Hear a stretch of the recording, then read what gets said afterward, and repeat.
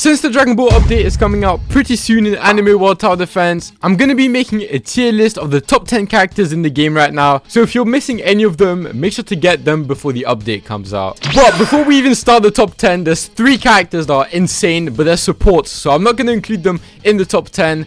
And these characters, the first one is Stone Doctor. And to get Stone Doctor, what you need to do is beat layer 50 of the Abyss Dungeon. The Abyss Dungeon should reset with the Dragon Ball update, by the way.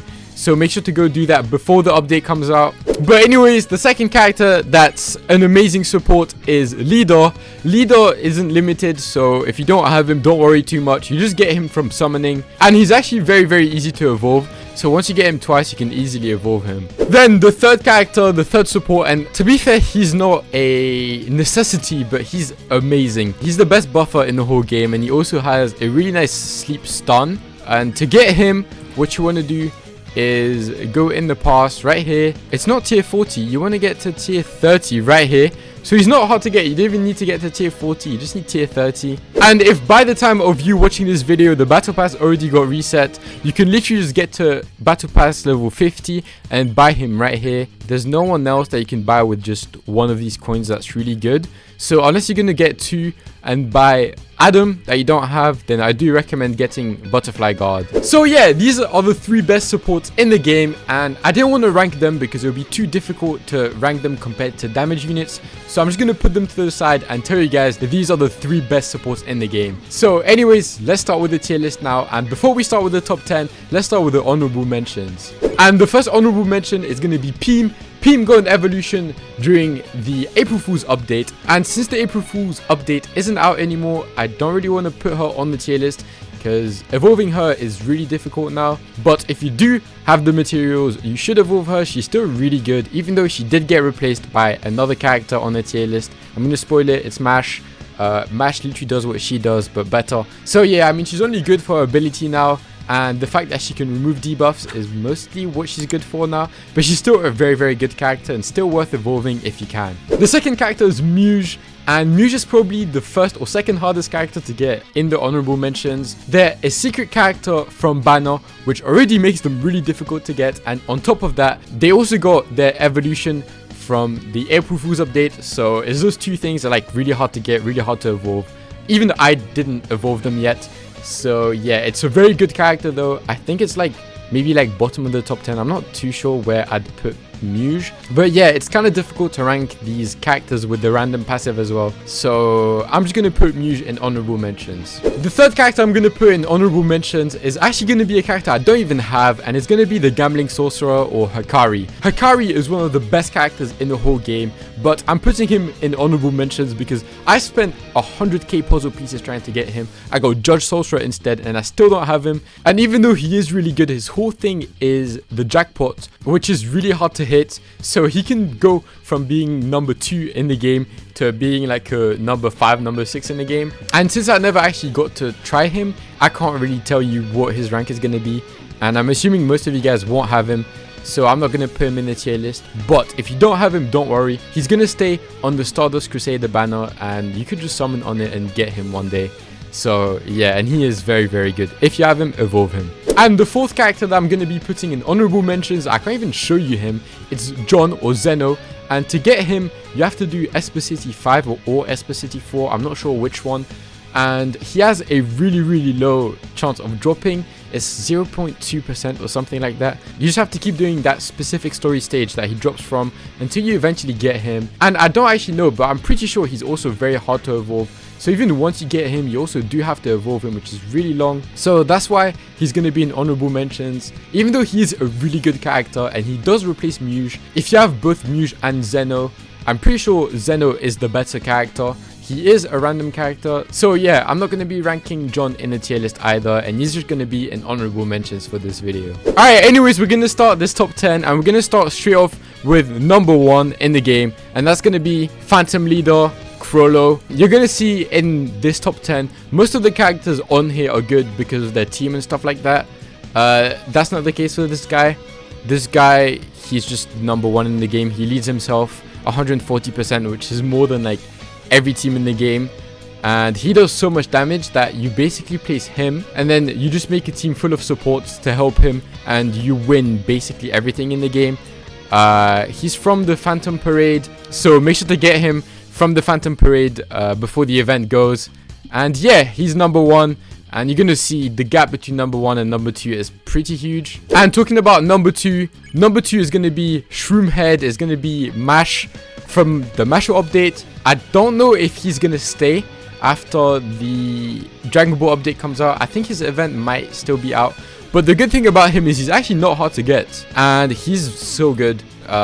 He doesn't really have anything like crazy broken like Crollo. Crollo can do like 30 million damage, and then on top of it he can copy any passive, so he can do like so much damage. This guy doesn't have that. He does do a lot of damage though. He does have like, I think it's like 15-20 million damage. But the thing is, he starts as a flame character. He starts as a full AoE, so he starts off, you can just place him and deal with the early waves. His lead is amazing. Fist Fighters is such a good team, and he leads it by 30%. He's also on youth, and he also gets the leader buff, which makes him even better. And yeah, I mean, Mash is a really good character, but as I said, it's also because of the teams he's on that makes him just really, really good. Then, the third character that we're gonna have on this list, he's gonna be number 3. It's gonna be Shiro, Miracle Rare Shiro. He's very, very long to farm. He's very expensive. He's a Miracle Rare character, so you have to craft him. But the good thing is he's not going to go anywhere, so if you can't do it yet, don't worry, just start working on it and you'll eventually get him. And what makes him really good is kind of the same as what Mash did. He has 130% Sword Master lead. He's also on youth, but I feel like he's more versatile than Mash. Mash is like very damage oriented. This guy also has some support. He can prevent your base from dying for 25 seconds, which is really good. And you can also pick whether you want him to do critical damage. He can also resist debuffs, so if you're against a boss there's a lot of debuffs and you don't have Peem, just run him. He's going to be able to go through those debuffs and do so much damage. He's a really good damage dealer as well. And then I think his third one is Justice, which means he does more damage depending on how many buffs there are on the map. I haven't tried that one, even though I've cleared 117 stages with him, as you guys can see. But yeah, I actually haven't tried Justice, but it's probably also good. The ones I usually use though are the resist and the critical ones. And yeah, he's number 3. He's also very, very good. Then the fourth best character in the game is going to be Esper Rival. I don't actually have him evolved because I only have 4 duplicates of him, and I'm pretty sure like 5 or 6. So I haven't actually taken the time to evolve him yet. But the guy was so strong on release that they had to reduce his damage, and on top of that, reduce his placement to 1, and he's still one of the best characters in the game. Because when he came out, he was like number 1, number 2, almost equal to Crollo, which is insane because Crollo has like debuffs that make him strong. He didn't have any of that. It was just pure damage. But yeah, so this guy is kind of the opposite of Mash. He has a really good Gentleman lead, but Gentleman is not the best team. Then he's also on youth, which is good, but the way he works is he starts off as a raise attack and then becomes a flame character. Yeah, and he's also the best heal unit in the game right now. So that's why he gets 4. I haven't actually used him. He could be higher if he was actually that good. But I'm pretty sure I'm going to give him 4 for now. Then, number 5 is going to be Adam, the Father of Humanity. To get him, what you actually want to do is complete the Battle Pass and get the 2 tokens. Either buy it or just complete the Battle Pass twice, then get him. Either way, you're going to be able to buy him for 2 tokens. This guy is insane, and since Mash came out and now he has an amazing Fist Fighter lead, he's only gotten better. He can copy Mash and get raise attack and at the same time have superpower.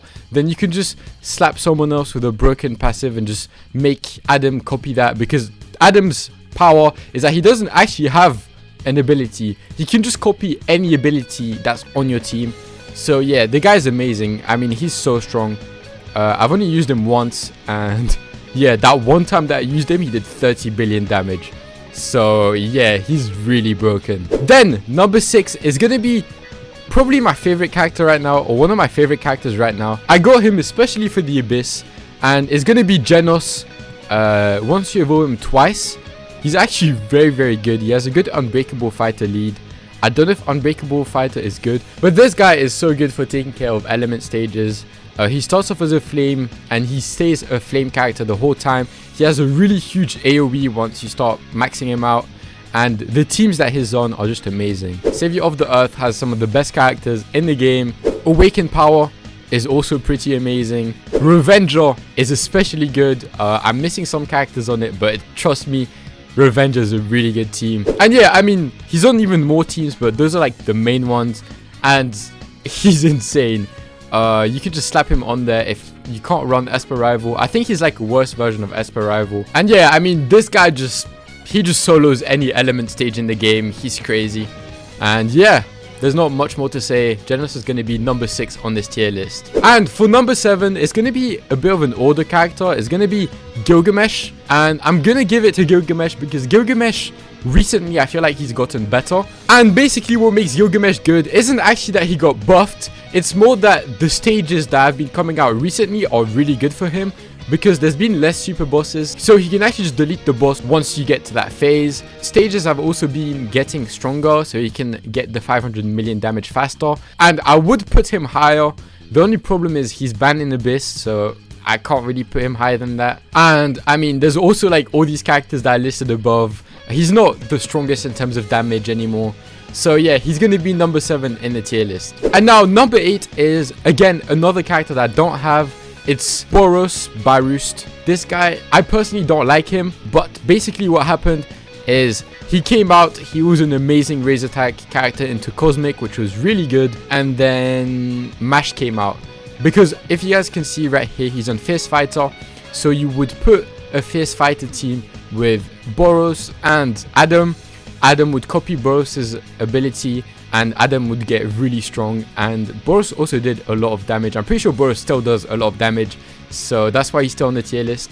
But now that we have Mash, we do have a better lead for him, but he also kind of got replaced, so that's why he's lower. If Mash wasn't out, he'd probably be way higher. But yeah, he's still a very good damage character because of Cosmic that he has. I don't have him evolved though, so I can't show you. This guy is still really good, and he's going to get number 8 in the tier list. Then, number 9 is going to be another LR. It's going to be Saber, the King of Knights, once you evolve her. I mean, raise attack and crit is so good. I think she's like one of the best metal characters in the whole game. If you're ever struggling with a metal stage, you just slap her on there. And yeah, she's just really strong. And even if it's not a metal stage, because of crit and raise attack, she does so much damage. The only reason she's so low isn't even because she's bad, is because if you look at her stats, the only good team that she's actually in is Swordmaster. I feel like the other teams here aren't very good, and honestly they need to fix that, because if you look at the Form 1, before you evolve her, she has so many good teams, and honestly I don't know why they removed them instead of just adding onto the teams that she already had. So that definitely nerfed her really hard, and that's why she's going to be number 9. If she had all the teams that she has in her first form, I think I would give her way higher, maybe like 5 or 6, even higher than Gilgamesh. So yeah, that's just how strong she is as a character. And then number 10, it might surprise you that she's even on the tier list, but number 10 is actually going to be Bambietta. And the reason why Bambietta is so strong is because the devs wanted to buff the Quincy team, and to do that they buffed Bambietta really hard. And then on top of that, once they released the explosion passive recently, they also gave it to her because her whole thing is exploding. Her name is the Explode in game, and explosion is the most broken DPS passive in the whole game. It does so much damage. The only reason she's not higher than number 10 is because of her teams. The only good team she has is Revenger. Quincy is still terrible because they buffed her so hard, but they forgot to buff the whole team. So Quincy King and Visionary are just worse than her now. And I mean, it's still a good team, but it's not as good as it could be. I haven't watched Bleach to the point where Bambietta appears, so I don't actually know if they could give her more teams. I hope they will though, or maybe just buff the Quincy team. But yeah, the only team she's good in is Revenger, and if she was good in other teams like Esper Rival, for example, she would actually be number 1 or number 2 heal in the game. But for now, she's going to take number 10 in the tier list. Anyways, that's going to be it for today's video. I'm really hyped for the Dragon Ball update. But anyways, if you don't want to rewatch the whole video, I'm going to have my tier list in the comments. And as always, if you enjoyed the video, make sure to like and subscribe. Bye.